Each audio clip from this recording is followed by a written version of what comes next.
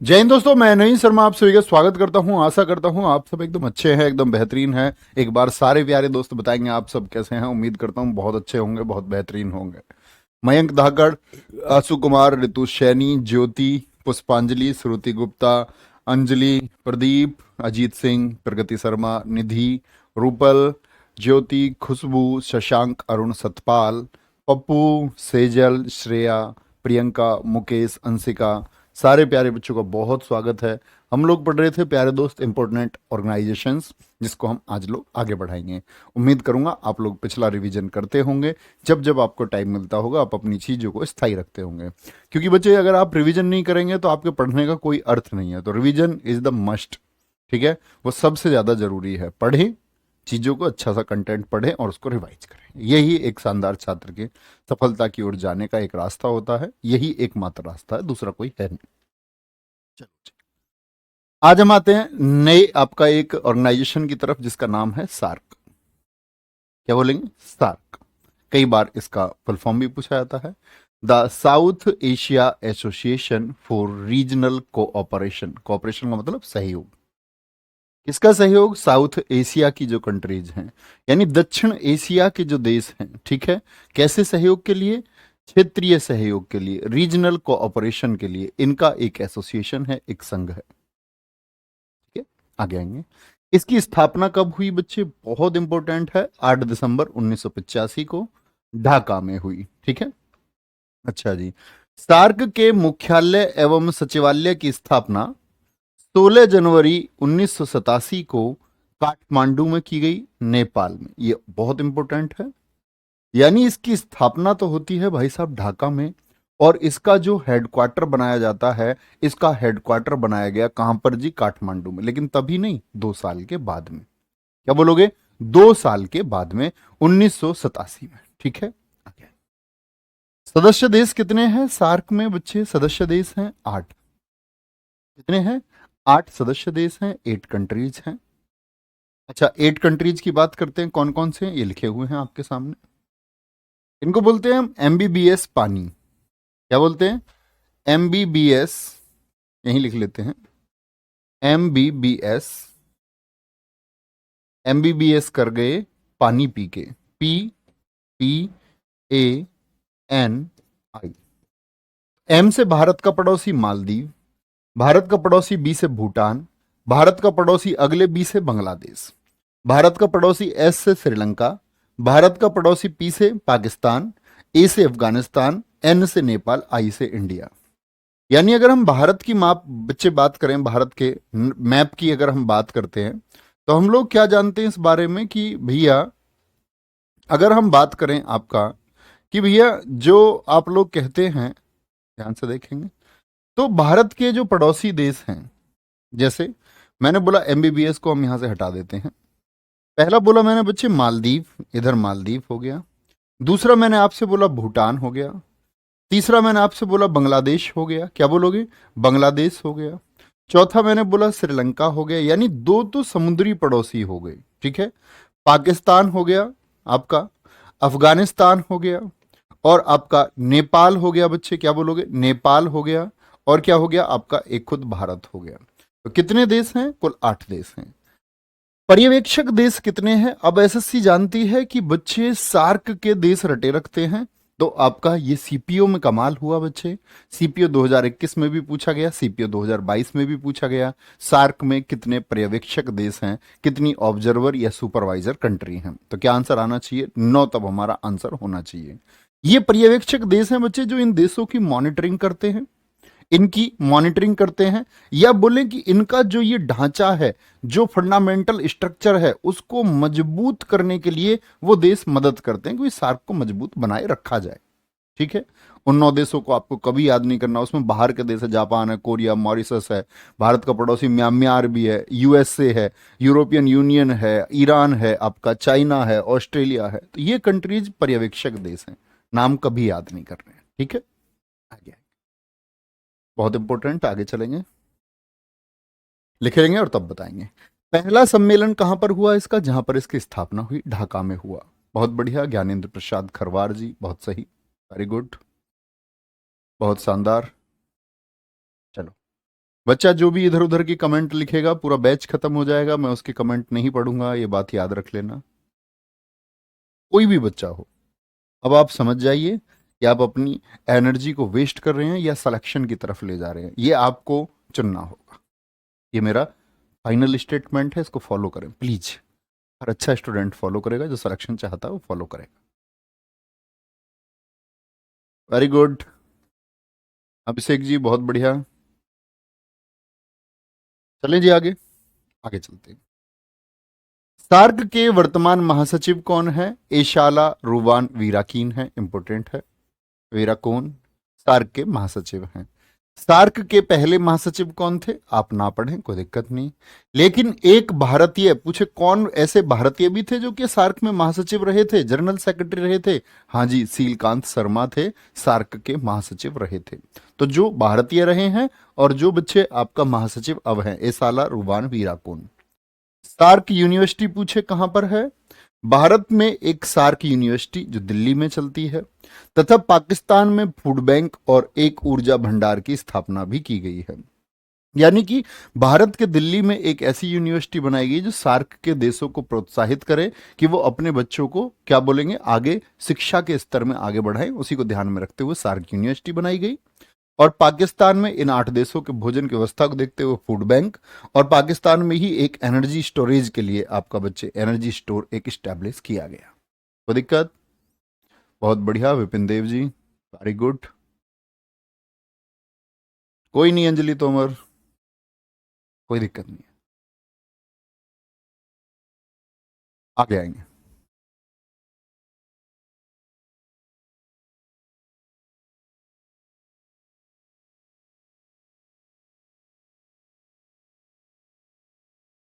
बहुत बढ़िया, चलिए जी आगे।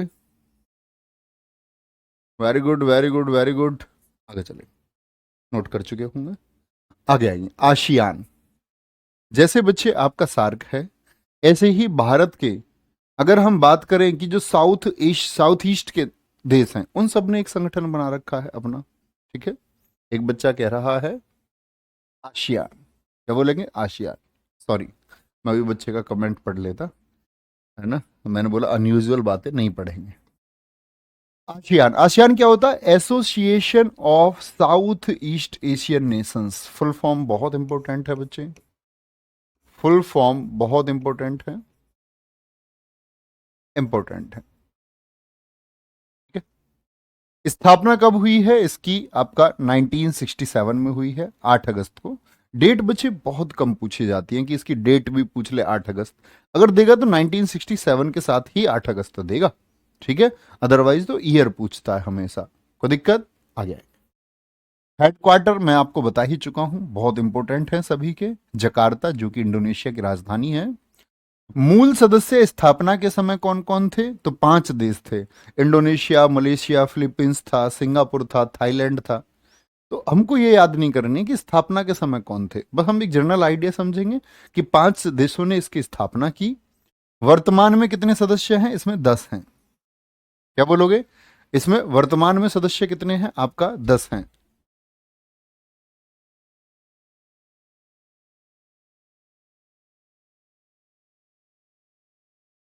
Very good, very good.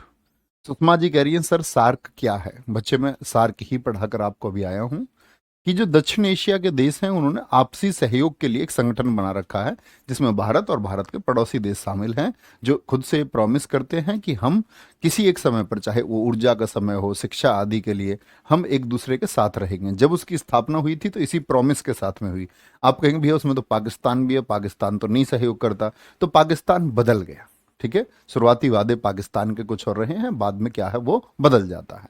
ठीक है जी, कोई दिक्कत? ये सहयोग के लिए संगठन है। ऐसे ही राहुल यादव जी आसियान है, जो जैसे आपका सार्क बना हुआ है, उनका एक प्रॉमिस है, ऐसी आसियान कंट्रीज का एक प्रॉमिस है कि एक दूसरे के साथ हम रहेंगे। बहुत बढ़िया जी, very good.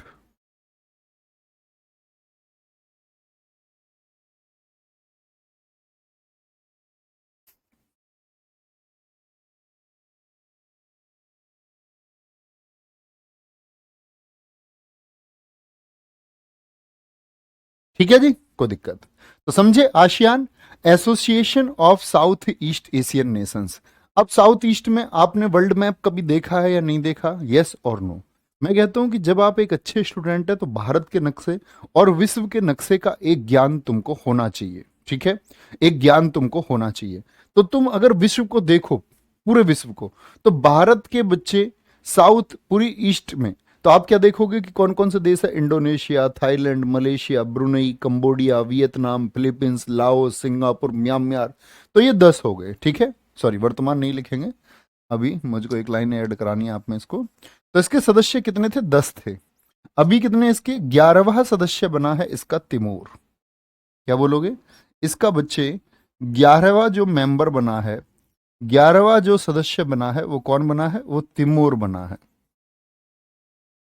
Timor, Timor country, जिसकी कैपिटल है दिल्ली। क्या? दिल्ली। ये बात याद रखेंगे। अब क्या भैया हमको ये 10 नाम याद करने होंगे? बिल्कुल नहीं। क्वेश्चन पूछा जाएगा, मुझे सिर्फ एक बात बताएं, आसियान में भारत है या नहीं है? आसियान में भारत बच्चे है या नहीं है? बोलेंगे एक बार, कोई दिक्कत? Very good, very good, very good, बोलेंगे। बहुत शानदार, अनुज यादव जी बहुत ठीक लिखा बच्चे। 8 अगस्त बच्चे इसकी स्थापना हुई है, तो इसको आसियान दिवस के रूप में हम मनाते हैं। बिम्स्टेक ऐसा ही एक सहयोग संगठन है जो किसके लिए? Bay of Bengal. Bay of Bengal आप जानते हैं? बे ऑफ बंगाल की अगर हम बात करें बच्चे, यहां क्या है? बंगाल की खाड़ी है भारत में भाई। इधर आप जानते हैं अरब सागर है, और इधर क्या है बच्चे? बे ऑफ बंगाल है। तो बे ऑफ बंगाल के पास के जो देश हैं, बे ऑफ बंगाल के पास के जो देश हैं, उन्होंने खुद से एक प्रॉमिस किया हुआ है कि हम एक साथ एक संगठन बनाते हैं जो एक दूसरे के व्यापार के लिए, इंपोर्ट एक्सपोर्ट आदि के लिए, एक दूसरे के सहयोग के लिए होगा, कॉपरेशन के लिए बनाया जाता है। BIMSTEC, bay of Bengal initiative on multi sectoral technical economic cooperation. क्या बोला मैंने? Bay of Bengal initiative on multi sectoral technical economic cooperation, ये बिम्स्टेक का पूरा नाम है। हिंदी में बोलें तो बंगाल की खाड़ी, बे ऑफ बंगाल, इनिशिएटिव यानी कि एक पहल है, पहले नहीं पहल, इनिशिएटिव बोलते हैं पहल को, ऑन मल्टी सेक्टोरियल यानी कि बहुक्षेत्रीय, टेक्निकल यानी कि तकनीकी, इकोनॉमिक यानी कि आर्थिक। तो कौन से क्षेत्रों का प्रॉमिस इन लोगों ने कर दिया? बोले हम बहुत सारे क्षेत्रों में एक दूसरे के सहयोगी बनेंगे।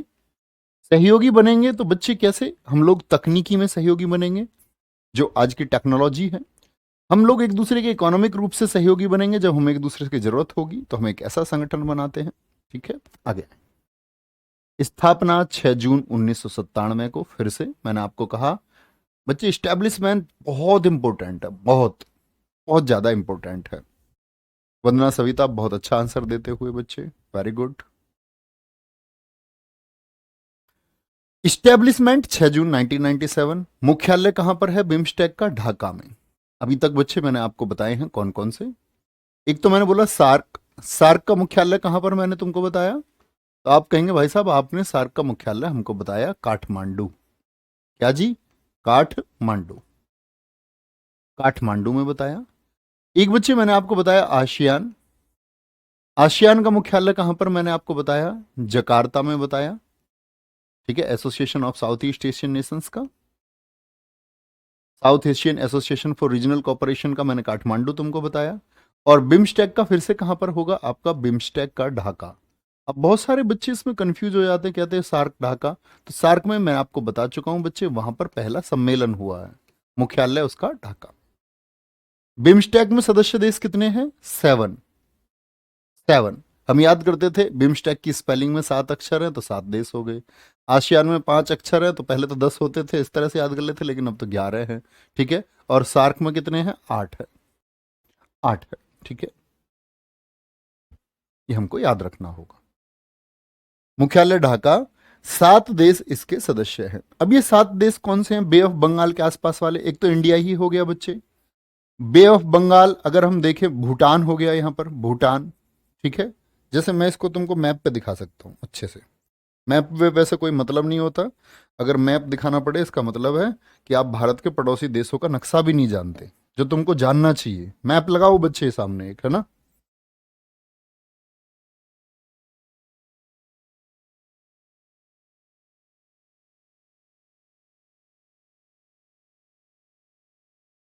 ये आपको पता होना चाहिए। यहां से आप देख सकते हैं। ये मैप आप देख पा रहे हैं या नहीं, बोलेंगे? मैप मेरे भाई आप देख पा रहे हो या नहीं देख पा रहे हो, ये बताओ। ये मैप आप लोगों को दिख रहा है?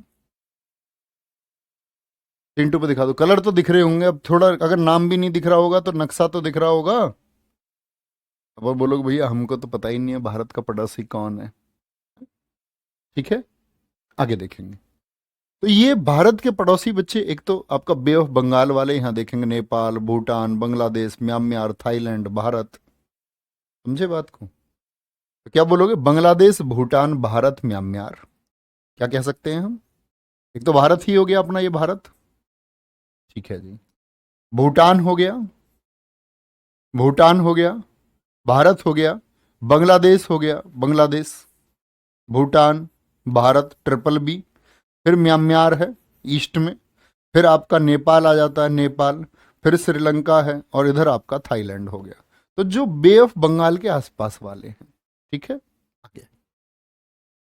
नक्शा बच्चा पढ़ना जरूरी है, हर स्टूडेंट को पता होना चाहिए। बिम्स्टेक के वर्तमान महासचिव तेंजिन लेकफेल हैं। इंपोर्टेंट बात है, बिम्स्टेक के महासचिव कौन है, महत्वपूर्ण चुनेंगे। बिम्स्टेक का पहला सम्मेलन कब हुआ था? 2004 में। ये डेट है, होस्ट कंट्री थाईलैंड में हुआ था। तो बिम्स्टेक का पहला सम्मेलन पूछे बच्चे, bay of Bengal initiative for multi sectorial technical and economic cooperation, BIMSTEC का। तो थाईलैंड में हुआ 2004 में। अभी पांचवा हुआ 2022 में, कहां पर? श्रीलंका में। ठीक है, कोलंबो में वर्चुअल मीटिंग हुई। आगे आएंगे। अच्छा जितेंद्र कुमार जी, ठीक है भाई, कह रहे जी नाम और नक्शा दोनों देख रहे हैं। Very good, very good, very good.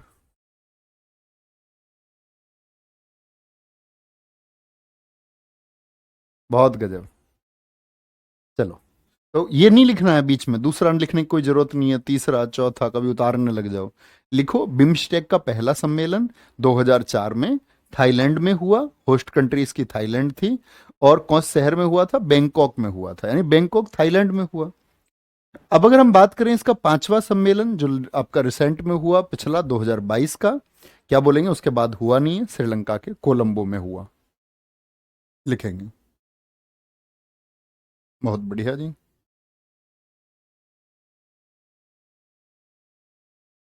ठीक है, अपनी पांचाल जी एकदम सही करते हैं। नोट्स बनाने का ये बेहतरीन तरीका है। देखो, किसी बच्चे के पास अगर पहले से नोट्स है मेरे स्टैटिक के, तो बहुत ध्यान से रिवीजन करता रहो। ठीक है, जब लगे कि उन्हीं नोट्स में हर पेज पे जगह छोड़ के चलो, लेकिन दो चार लाइन की नोट्स बनाते हो अगर, तो फिर ऐड कर लिया करो। जैसे प्रैक्टिस सेट में लगा तुमको, यार ये कुछ चीज़ ऐड होनी चाहिए, भैया ने अलग चीज़ बताई, तो उसको ऐड कर लो। ठीक है, हमेशा ऐड कर लिया करो उसको। 3 बजे के प्रैक्टिस सेशन में ऐड ऑन चीज़ें मिलती होंगी, अपने आप करना पड़ो। क्योंकि आप इतने समझदार हो चुके हैं, 12वीं क्लास आप कर चुके हैं, एटलीस्ट पास, ग्रेजुएशन आप कर चुके हैं, कॉमन चीजें आपको पता होनी चाहिए। चलेंगे नेक्स्ट। एशियाई विकास बैंक, एडीबी। एक बच्चा कह रहा है सर अखंड भारत का मैप दिखा दो।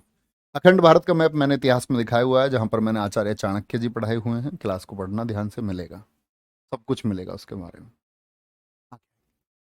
एशियन डेवलपमेंट बैंक, एशियाई देशों का एक प्रेमिस, क्या प्रोमिस है कि हम अपना विकास करेंगे। स्थापना 1966, बहुत पूछी जाती है, मोस्ट इंपोर्टेंट है।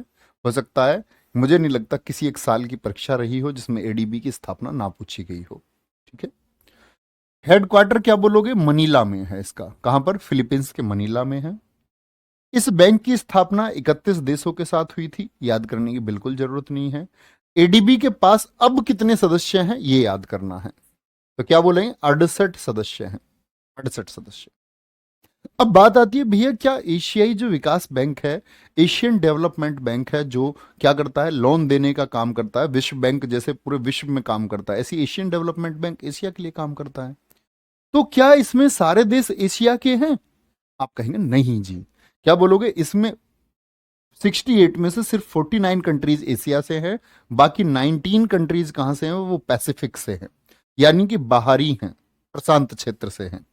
वर्तमान अध्यक्ष इसके मस्तसुगुहु असाकावा है और इसके उपाध्यक्ष इंडिया से हैं अशोक लवासा।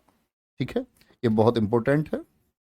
अध्यक्ष मैं आपको बता चुका हूं कि हेडक्वार्टर, इस्टेब्लिशमेंट, उसके अध्यक्ष और सदस्य देश, ये हमेशा आप लोगों को पता होना चाहिए कि अगर बच्चे यहां पर 68 कंट्रीज लिखा हुआ है, इसका मतलब ये बहुत इंपॉर्टेंट है। ये कभी नहीं पूछे जाएंगे तुमसे कि एशिया के कितने देश हैं, ये सिर्फ जानने के लिए है। ठीक है, बहुत बढ़िया।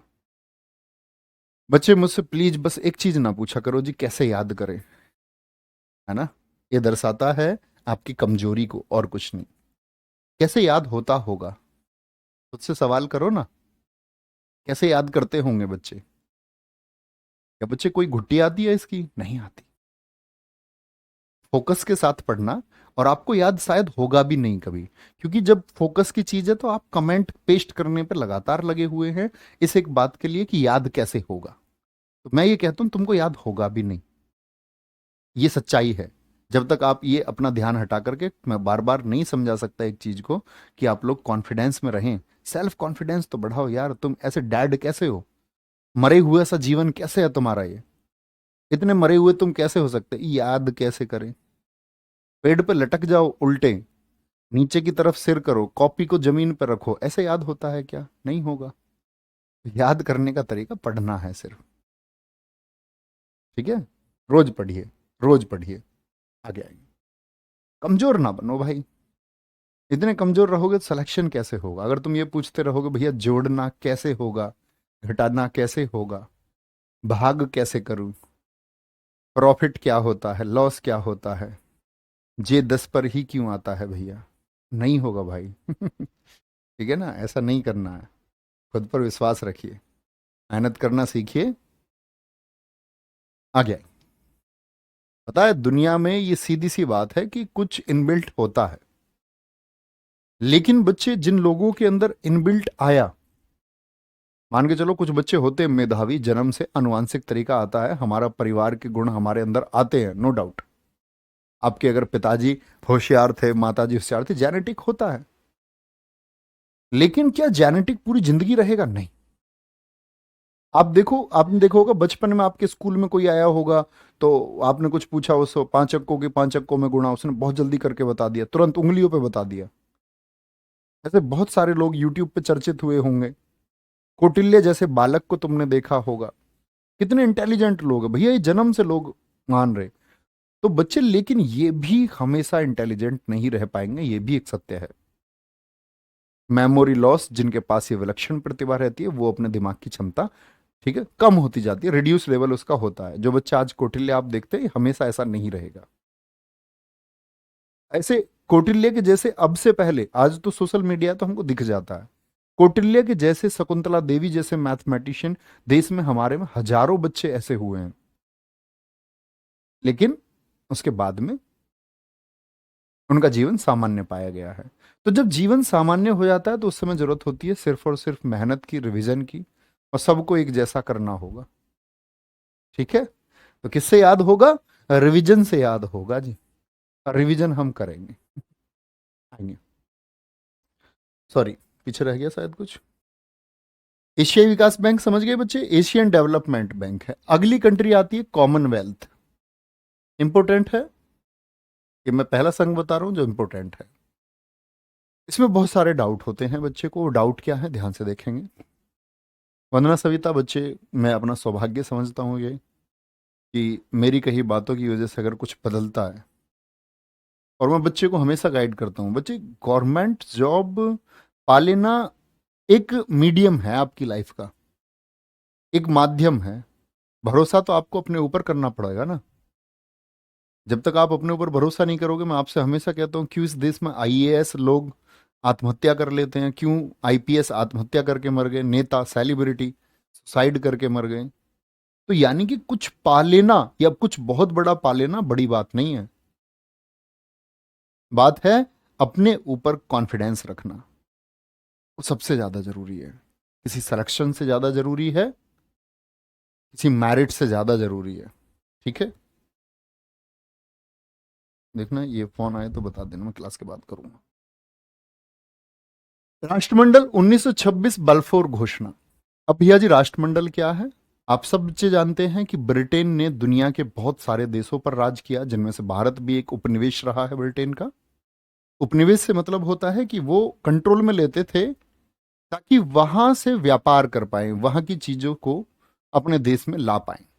ठीक है, तो व्यापार के लिए ब्रिटेन ने बहुत जगह पर राज किया। वही कंट्रीज हैं कॉमनवेल्थ कंट्रीज, उन्हीं को हम बोलते हैं राष्ट्रमंडल। स्थापना हुई इसकी 11 दिसंबर 1931 को। लेकिन जब राष्ट्रमंडल खेल हम देखते हैं तो ध्यान से देखना, राष्ट्रमंडल खेल कब हुए थे पहली बार, कितने बच्चे जानते हैं? तो हम देखते भैया, राष्ट्रमंडल खेल तो 1930 में हो गए थे और राष्ट्रमंडल की स्थापना 1931 में। तो जो राष्ट्रमंडल कॉमनवेल्थ गेम्स पहली बार बच्चे हुए थे, मैं स्पोर्ट्स में आपको पढ़ाऊंगा, वो बाल्फोर घोषणा की वजह से हुए, बाल्फोर डिक्लेरेशन की वजह से हुए, क्योंकि घोषणा तो हो चुकी थी, घोषणा तो हो चुकी थी। हेडक्वार्टर इसका लंदन में है क्योंकि ब्रिटेन में है। सदस्य इसके 54 हैं और 54वां देश कौन है? वो मालदीव बना था कॉमनवेल्थ का मेंबर। भारत इसका सदस्य है या नहीं है? भारत है। 1949 में भारत ने इसकी सदस्यता ग्रहण की थी, ये भी आप कहीं किनारे पर लिख सकते हैं। कॉमनवेल्थ डे 24 मई को मनाया जाता है। आप कहेंगे भैया स्थापना तो 11 दिसंबर को हुई है, तो ये 24 मई को क्या है? तो ये दरअसल में महारानी आपका विक्टोरिया का बर्थडे है और महारानी विक्टोरिया के बर्थडे को मनाया जाता है कॉमनवेल्थ के रूप में। ठीक है, चलो भाई, बहुत बढ़िया, वेरी गुड वेरी गुड, बहुत शानदार। चलो भाई, रवि कुमार जी, मैं आपकी सारी ख्वाहिशें पूरी नहीं कर सकता, सॉरी। इससे अच्छा कोई तरीका नहीं है। लिख कर भी पढ़ाता तो मैं राष्ट्रमंडल को राष्ट्रमंडल ही लिखता, और शायद जैसी मेरी राइटिंग है उससे लाख गुना ज्यादा अच्छा लिखा हुआ है राष्ट्रमंडल। चलो, ये तो वही वाली बात आई भैया, कैटरीना गाड़ी में चलकर ना आए, पैदल चलकर आए। क्या ही अंतर है। 54 करेंगे भैया, 54 करेंगे, 54, 54वां मालदीव है। विशांत कपूर जी कह रहे हैं वर्चुअल मीटिंग क्या होती है? वर्चुअल का मतलब होता है बच्चे ऐसे ही दूर से कॉल्स के माध्यम से, वीडियो के तरीके से मीटिंग कर लिया। ठीक है अंकित, बहुत शानदार।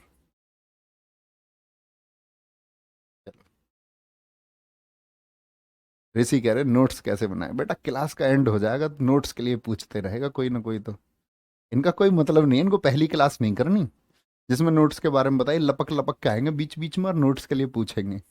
पिछली क्लास कर लो पहले क्रम से जाके, पता चल जाएगा नोट्स का। छोटे बच्चे मान के चलो, तुम्हारा एडमिशन 5वीं जगह, घर के कहते थे ना भैया पढ़ लो, जब तो कॉलर ऊपर करके स्कूल में हम्म। अब पता चला यार, बड़ी गड़बड़ कर दी है तो। आई नहीं। चले जी भाई साहब आगे। कोई नहीं, इतना नटखटपन ठीक है, इतनी नौटंकी ठीक है तुम्हारी। हाँ, 3 बजे की क्लास हर रोज होती है यूट्यूब पर, हर एक दिन। ओपेक, पेट्रोलियम निर्यातक देशों का संगठन, organisation of petroleum exporting countries. अब क्या करती हैं ये? पेट्रोलियम को एक्सपोर्ट करती हैं। पेट्रोलियम का मतलब तेल, और भैया तेल हमने सुना है, ठीक है, तेल हमने सुना है। Organisation of petroleum exporting countries, स्थापना इनकी 1960 में हुई। हेडक्वार्टर वियना में है, बहुत इंपॉर्टेंट है। वर्तमान में बच्चे स्थापना वियना अंतर है, देखो बगदाद में तो इसका क्या हुआ, स्थापना हुआ, ठीक है, बगदाद सम्मेलन से। हेडक्वार्टर वियना ऑस्ट्रेलिया में। वर्तमान में बहुत जगह सदस्य 15 मिलेंगे, आप 14 करना है उसको, 14। और 14 कौन कौन से देश हैं? तो ये तेल पैदा करने वाले देश हैं, इनका नाम मत रटने लग जाना। ईरान है, इराक है, कुवैत है, यूएई है, ठीक है, तेल वाले। सऊदी अरब है, अल्जीरिया है, लीबिया है, नाइजीरिया है, गैबोन है, गिनी है, कांगो है, ठीक है, अंगोला है, इक्वाडोर है, वेनेजुएला है, वेनेजुएला है। समझ रहे हैं? इन देशों के नाम शायद बहुत सारे बच्चों ने सुना हो। ईरान, इराक होता है, अंगोला, इक्वाडोर, वेनेजुएला होता है आपका, अल्जीरिया है, लीबिया, नाइजीरिया है, गिनी, कांगो, सऊदी अरब, यूएई है। बहुत बढ़िया जी, कह तो ठीक रहे हो विपुल पटेल जी। बहुत बढ़िया। नहीं, ऐप पर कोई प्रैक्टिस नहीं होगी सर आज। एप्लीकेशन पर सिर्फ आपको कोर्स कराया जाएगा सारा। प्रैक्टिस सारी यूट्यूब पर होती है।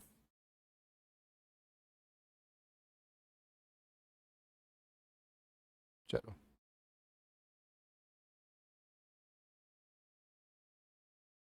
रवि कुमार जी, सर आप मैथ पढ़ाते तो बड़ा अच्छा लगता। बेटा मैथ, आप एक शानदार टीचर, आपको मैथ पढ़ा रहे हैं, दो दो टीचर आप लोगों को पढ़ा रहे हैं। मेरा मन करे मैं उनसे गणित सीखूं। मैं उनके सामने तुच्छ हूं, तुच्छ।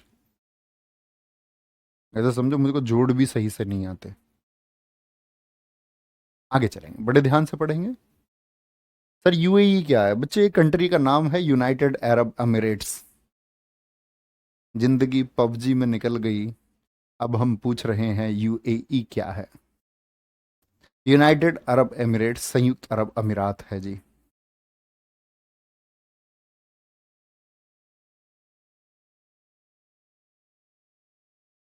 Very good. बिल्कुल वंदना जी, एकदम ठीक लिखा है।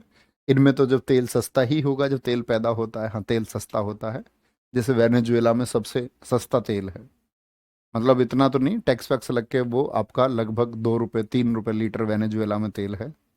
आप कहेंगे भैया वहीं चल रहे हैं अपनी मोटरसाइकिल गाड़ी लेके। ठीक है, आगे आएंगे। ऐसा नहीं है कि ये ओपेक की कंट्रीज है। अब तेल क्या कहीं और पैदा नहीं होता? तेल दुनिया में बहुत जगह पैदा होता है, रूस में भी तेल पैदा होता है, लेकिन वो ओपेक का सदस्य नहीं है।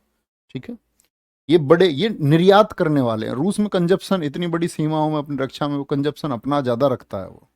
आगे आए। ब्रिक्स। ब्रिक्स की बात करेंगे बच्चे।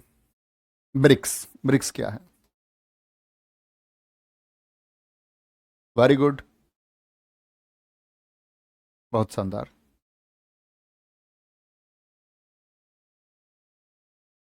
देखेंगे ब्रिक्स क्या बोलेंगे। स्थापना 2006 में। स्थापना 2006 में। साउथ अफ्रीका 2010 में शामिल हुआ इसमें। पहले ये सिर्फ ब्रिक हुआ करता था, ब्रिक। ठीक है, स्थापना इसकी 2006 में, यानी कि यहां पर विचार शुरू हुआ इसके लिए 2006 में। क्या शुरू हुआ? विचार शुरू हुआ। फाइनली क्या बोलेंगे, 2009 में बना। 2009 में बना। तो कभी पूछे तो 2009 टिक करके आएंगे। और साउथ अफ्रीका इसमें 2010 में शामिल हुआ। ठीक है, तो पहले ही होता था ब्राज, क्या बोलोगे, ब्रिक। और फिर इसमें जुड़ गया आपका एस, ब्रिक्स। तो क्या बोलोगे? बी से क्या है आपका? ब्राजील है, ब्राजील है। आर से क्या है आपका बच्चे? आर से आपका रूस है।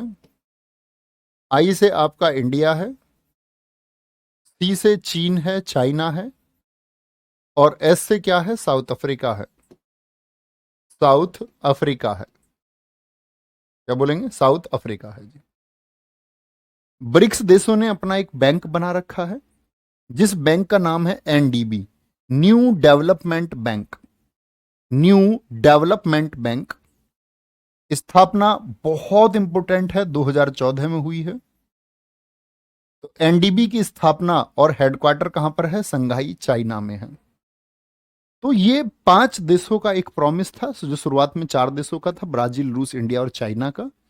इसी प्रॉमिस में शामिल हुआ कौन? आपका साउथ अफ्रीका। पांचों देशों ने एक सहयोग संगठन बनाया अपना, एक आपसी प्रॉमिस किया अपने देशों के व्यापार के लिए, अपने देश की आर्थिक प्रगति के लिए। ठीक है, इकोनॉमिक प्रोग्रेस वहां पर वो हो पाए। तो क्या नाम है? ब्राजील, रूस, चाइना। पूछ रहे था ब्रिक्स में कौन सा देश नहीं है। ठीक है, कोई दिक्कत? तो स्थापना क्या बोलेंगे? 2006 विचार, स्थापना 2009 में होगी, 2009 में बना है फाइनली। तो स्थापना हम 2009 ही लिखेंगे, कभी पूछा जाएगा परीक्षा में तो। ब्रिक्स को R5 के नाम से जाना जाता है। R5 क्यों कहते हैं इसको? क्योंकि बच्चे ये जो 5 कंट्री है, इनकी करेंसी अगर आप देखें तो इन पांचों की करेंसी आर से शुरू होती है। आर से शुरू होती है। ब्राजील की मुद्रा रियाल है, किससे शुरू हुई है? आर से।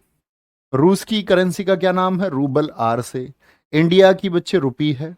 चीन की रेनमिनबी है। युआन मत लिख लेना, युआन चीन की मुद्रा पहले हुआ करती थी। आज चीन 2 करेंसी अपनाता है, एक युआन, आपका जो कागजी मुद्रा है वहां पर युआन की जगह क्या हो गया? रेनमिनबी। और एक वहां पर इलेक्ट्रॉनिक करेंसी है आपका DCEP। साउथ अफ्रीका की बच्चे रैंड है, तो R5 है, ये क्या है, R5 है। तो करेंसी समझे बात को, R5। ब्रिक्स सम्मेलन 2022 कहां पर हुआ, ये चीन में हुआ। क्या बोलेंगे, 2022 का कहां पर हुआ, चीन में हुआ। ठीक है, वेरी गुड, बहुत बढ़िया। नेहा सिंह बहुत सही उत्तर दिया है। मैथ की क्लास आज नहीं हुई, नहीं हुई क्यों, तबीयत खराब है, ओके।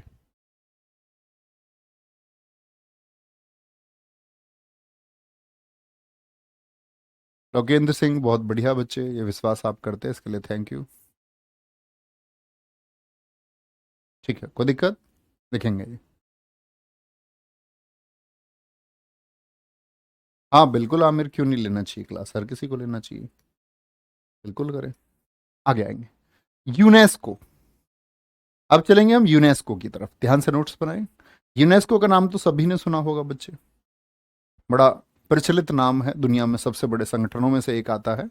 पूरा नाम पढ़ेंगे पहले, United Nations Educational Scientific and Cultural organisation.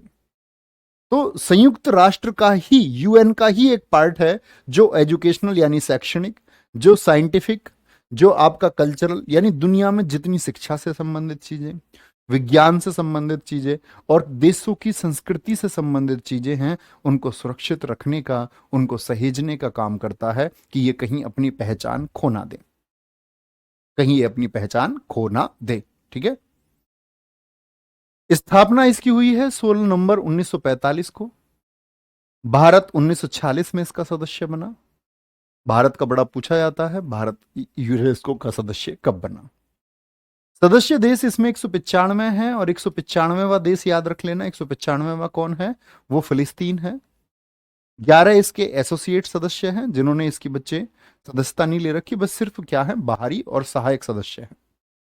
ठीक है, हेडक्वार्टर बहुत इंपॉर्टेंट है दोस्त, आपका पेरिस में है। इजराइल, अमेरिका, लिंकटेस्टीन यूनेस्को के सदस्य नहीं है, इन्होंने यूनेस्को की सदस्यता क्या है, त्याग रखी है, और यूनेस्को के ये सदस्य नहीं है। ये तीनों क्यों, क्योंकि बच्चे आपका SSC CGL 2021 में क्वेश्चन पूछा गया, निम्नलिखित में से कौन यूनेस्को का सदस्य है। ये 3 विकल्प लिखे हुए थे, इजराइल, अमेरिका, लिंकेस्टीन, और चौथा विकल्प नहीं था। ठीक है, नहीं प्रवीण साहू जी, उसके बारे में बताएंगे आगे अभी। बहुत बढ़िया, ठीक है नंदू पंडित, सब कुछ मुझी से ना करवा लो तुम, सब कुछ मैं पढ़ाने लग जाऊं तुमको तो तुम खुश हो। एक टाइम ऐसा रहा जब ये हम ऑनलाइन को शुरू कर रहे थे इसको, तब ऐसा होता था, मतलब टीचर कम थे, तो मतलब जो भी सब्जेक्ट है, तो जैसे कोई पढ़ाने आए, एक दो क्लास कोई लगाए, तो बच्चे बोलते नहीं नहीं नहीं नहीं नहीं, बड़ा हल्ला मचाए IVR पर, कमेंट सेक्शन में, बोले जी उनसे पढ़वा दो। मैंने कहा यार चलो, जब ऐसे मना कर रहे हैं तो मैं पढ़ा देता हूँ, और किसी एक क्लास को मना नहीं करते। मैं सोचता कि चलो जी मना कर देंगे इसी एक क्लास को, तो ये कि भाई ये क्लास नहीं जी, इनको भी हटाओ। लेकिन तो अब हमारे पास टीम है। ठीक है, तब टीम नहीं हुआ करती थी, तब मजबूरी भी थी एक, आप समझ सकते हैं। तब तो physics, chemistry, biology, polity, history, शुरुआती दौर में आपका सब कुछ A to Z, आपका कानून से लेकर के UPSI मूल विधि, हिंदी अपना सब्जेक्ट रहा, हिस्ट्री, कंप्यूटर, स्टैटिक, चलो आगे आएंगे।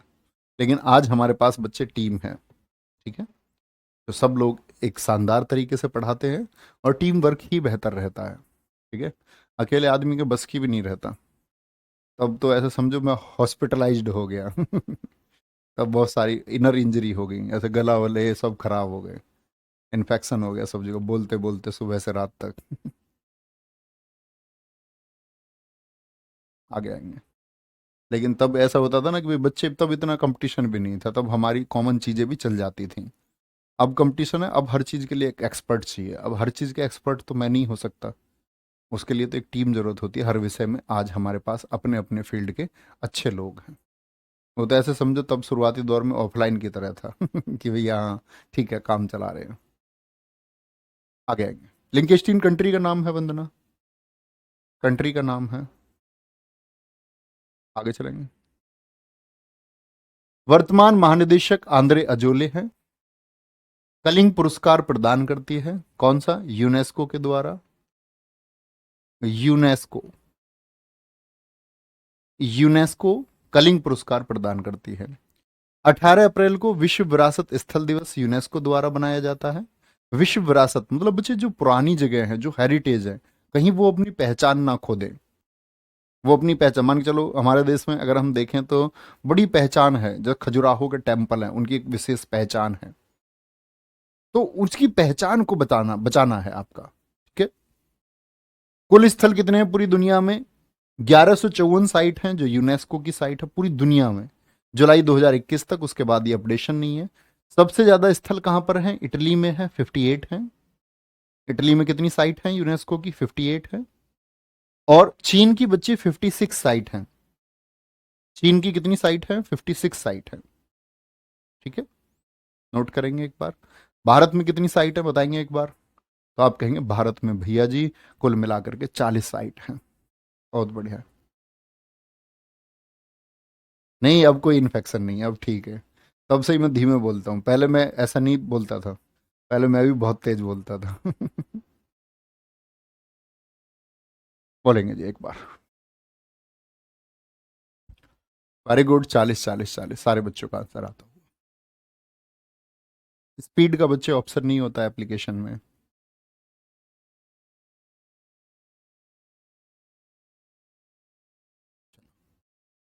बहुत बढ़िया, सारे बच्चों का ठीक आंसर है, ये लिखेंगे। तो क्या बोला मैंने? इसके महानिदेशक कौन है? आंद्रे अजेले हैं। अगर हम बात करें कौन सा पुरस्कार देती है ये, जो मतलब इनको काम कर रहा है, जिस देश देख लिया इन्होंने, कोई व्यक्ति देख लिया कि भाई सांस्कृतिक पहचान को बचाने के लिए काम कर रहा है, आपका वैज्ञानिक पहचान को बचाने के लिए काम कर रहा है, किसी कल्चरल मतलब चीज को डैमेज नहीं होने दे रहा है, तो उन लोगों को ये कलिंग पुरस्कार देते हैं। कलिंग पुरस्कार जो दरअसल में हमारे भारत सरकार में ही बच्चे, आपके उड़ीसा के सीएम थे बीजू पटनायक जी, उन्होंने सपोर्ट किया था, यूनेस्को को फंड दिया था, उन्होंने पैसा दिया था कि ऐसा एक अवार्ड शुरू करो। ठीक है, कोई दिक्कत? विश्व विरासत स्थल यूनेस्को द्वारा चयनित हुआ 18 अप्रैल को, जुलाई 2021 तक 1154, सबसे ज्यादा इटली में है। यूनेस्को के भारत में 40 स्थल हैं। और बच्चे आज तक मैं तुमको बता देता हूं, आज तक ऐसा नहीं हुआ कि ये 40 स्थलों के बारे में क्वेश्चन ना पूछा जाए। ठीक है, मैंने आपको एक चीज लिखाई हुई है सिलेबस में, इंपोर्टेंट साइट, तो वो इंपोर्टेंट साइट यही है। ठीक है, जो यहां पर कवर करते हैं हम, तो यहां से हम इसको पढ़ना शुरू करेंगे। विश्व धरोहर स्थल एक तरफ रहेंगी 40, संबंधित राज्य रहेंगे और कब उनको घोषित किया गया है। बहुत इंपॉर्टेंट जानकारी है, इससे आपको देश को जानने का भी थोड़ा मौका मिलता है। जो हमारे मॉन्यूमेंट्स हैं, स्मारक हैं, उनको जानने का हमको मौका मिलता है। ठीक है, बहुत बढ़िया जी। बहुत सारे लोगों को मिला सर, भारत में किसी को मिला? हाँ, जगजीत सिंह जैसे लोगों को मिला है। ठीक है, चलो भाई। अजय चौधरी जी कह रहे हैं सर आप अपनी खुद ही बढ़ाई कर लेते हो। हाँ जी, हर व्यक्ति को करनी चाहिए। अपनी बुराई करता ही कौन है? मुझे नहीं लगता अजय चौधरी जी आप अपने आप को बुरा कभी पेश करते होंगे। लेकिन हाँ, कोई अपने आप को अच्छा पेश करता है तो हमको एक परेशानी होती है। हमको लगता है कि सामने वाला खुद को अच्छा क्यों पेश कर रहा है, ये अच्छा कैसे हो सकता है हमसे। तो ये तो ह्यूमन नेचर है मेरे दोस्त रवि, कोई दिक्कत नहीं, तुम्हें परेशानी होगी इससे। लेकिन मैं खुद को बुरा पेश नहीं कर सकता। सॉरी। क्योंकि मैं बुरा नहीं हूँ। सो वाई, इस दुनिया में मैं ये कहता हूँ जो बुरे लोग हैं ना वो भी खुद को बुरा पेश नहीं करते। मैं बहुत सारे, मैं भी लगभग, मेरी उम्र अब इस आने वाले 24 नवंबर को 30 साल हो जाएगी। ठीक है, अब तो 30 साल में थोड़ा तो मैंने भी जाना होगा। मैं लड़कों को बहुत अच्छी तरीके से, अच्छे लड़कों को बुरे लड़कों को मैं बहुत अच्छी तरह से जानता हूँ, अच्छे लड़के और अच्छी बुरी लड़कियों को मैं बहुत अच्छी तरह से जानता हूँ। इस दुनिया के व्यवहार के बारे में मैंने बहुत पढ़ा है, बहुत रिसर्च की है। ठीक है, अच्छी बात है। और आप भी रवि जी, मैं आपसे भी कहता हूँ, आप भी अपने आप को अच्छा पेश करिए, और पेश करना पड़ रहा है और अच्छे नहीं है तो अच्छे बनिए भी। ठीक है, बहुत बढ़िया, बहुत बढ़िया, बहुत शानदार, कोई दिक्कत भाई। तो यूनेस्को की ये साइट हम अगली क्लास से इनके बारे में विवरण ये पढ़ना शुरू करेंगे मेरे प्यारे भाई। और मेरी बात को बुरा मत माना करो प्लीज़ किसी का, उसके लिए रियली सॉरी, कभी किसी को कुछ हर्ट हो तो। सिर्फ आप लोगों को समझाने के लिए, आप लोगों को गाइड करने के लिए। ठीक है, बोलेंगे एक बार।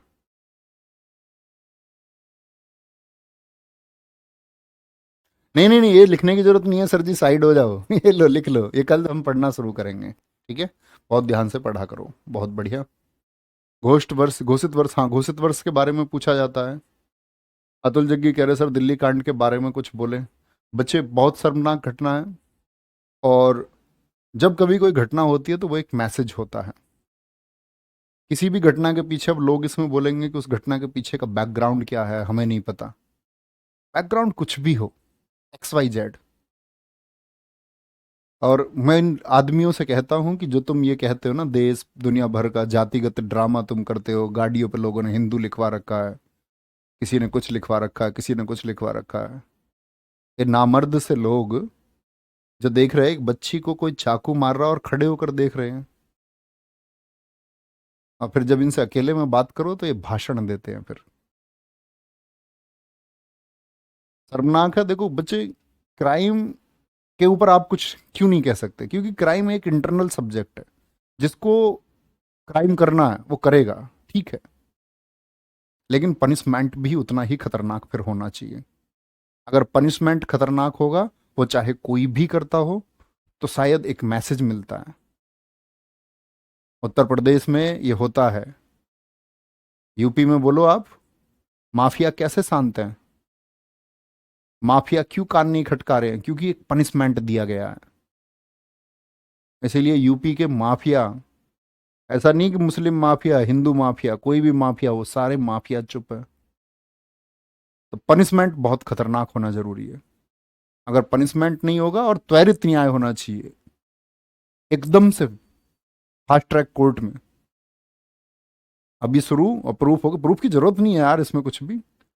सामने एक हत्याकांड हुआ है, अब इसके लिए प्रोसीजर फॉलो हो, लेकिन प्रोसीजर फॉलो हो, बहुत जल्दी से फॉलो हो। और ये उन सब के लिए मैसेज है।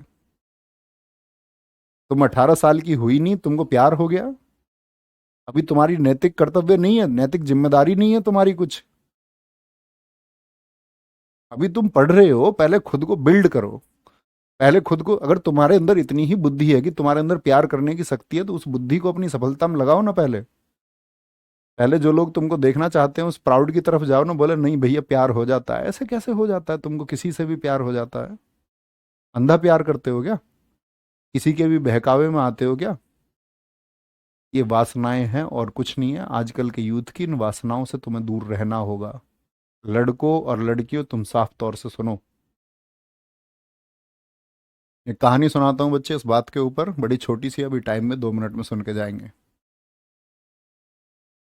एक आदमी मॉर्निंग वॉक के लिए जाता है, हर रोज वॉक कर रहा है। मॉर्निंग वॉक करते टाइम उसको जंगल साइड में है, रोड साइड में है, तो वो सोचता है यार मैं जंगल को देखता हूं जाके, ये मैंने आज तक देखा नहीं। हमारे यूथ में बहुत सारी चीजें ऐसी होती हैं जो वे सोचते हैं यार ये हमने देखा नहीं है। ये फिजिकल रिलेशन क्या है, क्या बॉयफ्रेंड होता है, क्या गर्लफ्रेंड होता है, इंस्टाग्राम पे चैटिंग क्या होती है, स्नैपचैट क्या होता है। हमारा यूथ, जिसने जो नहीं देखा वो उसको लेकर के प्रभावित होता है, कहता है ये देखते हैं ये क्या होता है। आदमी चला गया, उसके अंदर क्यूरियोसिटी हुई, बोला मैं जंगल में जाता हूँ, आज जंगल को देखता हूँ ये क्या होता है। अंदर गया, और अंधेरा होने वाला था, थोड़ी देर में बहुत अंधेरा भी हो गया। जंगली जानवर आ गए। जंगली जानवर, जंगल में कौन रहेगा? रात के अंधेरे में जंगली जानवर रहेंगे, वो एक्टिव होंगे। जैसे ही उनको मौका मिलेगा अंधेरा देख करके वो एक्टिव हो जाएंगे। मौका किसने दिया? आपने दिया। आप एक्टिव, आप भागे जंगली जानवर देख करके। सामने दिखी दूर एक चुड़ैल। अब आप फंस चुके हैं ट्रैप में। और चुड़ैल ने बोला, चुड़ैल का मतलब यार कोई भी चीज हो सकती है। आपकी जिंदगी में कल बुढ़ापा आएगा, वो चुड़ैल ही है, वो आपको एक्सेप्ट करना चाह रहा है कि तुम आ जाओ।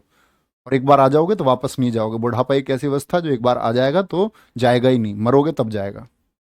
ये जो जवानी तुम्हारे पास है ना, ये ढल जाएगी।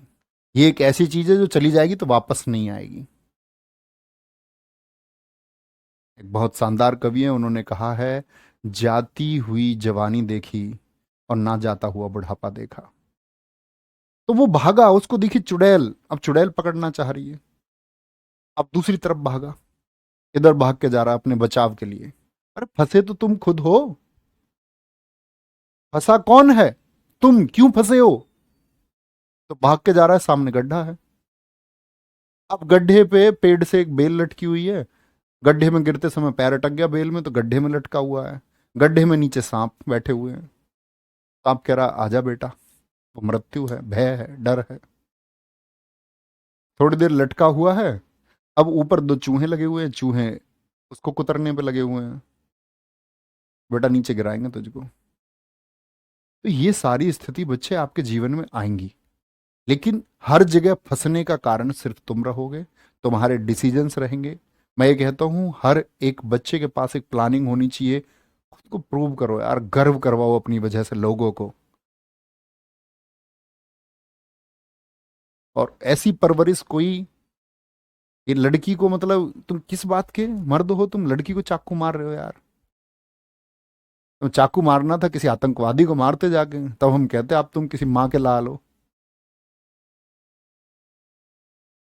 बात हिंदू और मुसलमान की नहीं है, ये कोई भी ऐसे कृत्य करता है। ऐसे कृत्य मुस्लिम लड़कियों के साथ भी होते हैं।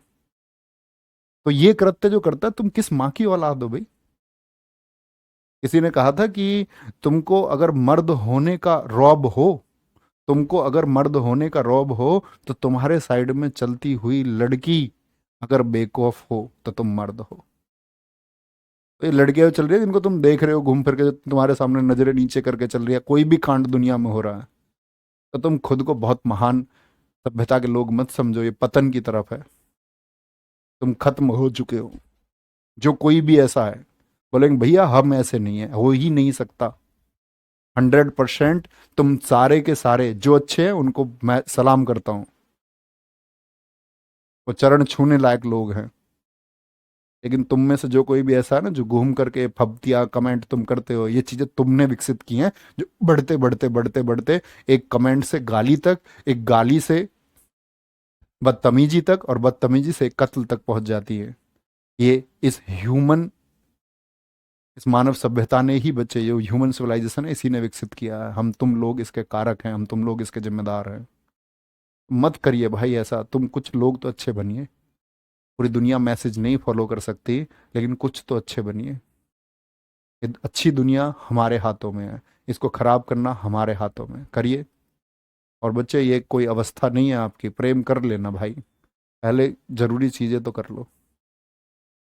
प्रेम अच्छी चीज है, लेकिन ऐसे नहीं है कि आप 12 साल के प्रेम करने लग गए। कोई अर्थ है इस बात का? कह रहे कि 14 साल की लड़की बंगाल से भाग के बंगलौर पहुंच गई प्रेम में, ये कौन सी बात है? बोले बहका लिया उसको। क्यों बहका लेता है तुमको कोई भी? तुमको बहकावे में नहीं आना है किसी के में, क्लियर विजन रखना है। आत्मसम्मान, अगर प्रेम भी है तो अपने आत्मसम्मान को कभी झुकने ना दें, उसके साथ जीना सीखें। जो आपके साथ इस आपके आत्मसम्मान को, लड़का हो चाहे लड़की हो, लड़की चाहती है कि आपका आत्मसम्मान खोए, लड़का चाहिए आप छोड़ दीजिए ऐसा रिश्ता। ख्याल रखिए अपना बहुत सारा। बाय बाय, टेक केयर, मिलते हैं कल की क्लास में। Thank you so much. जय हिंद, जय भारत।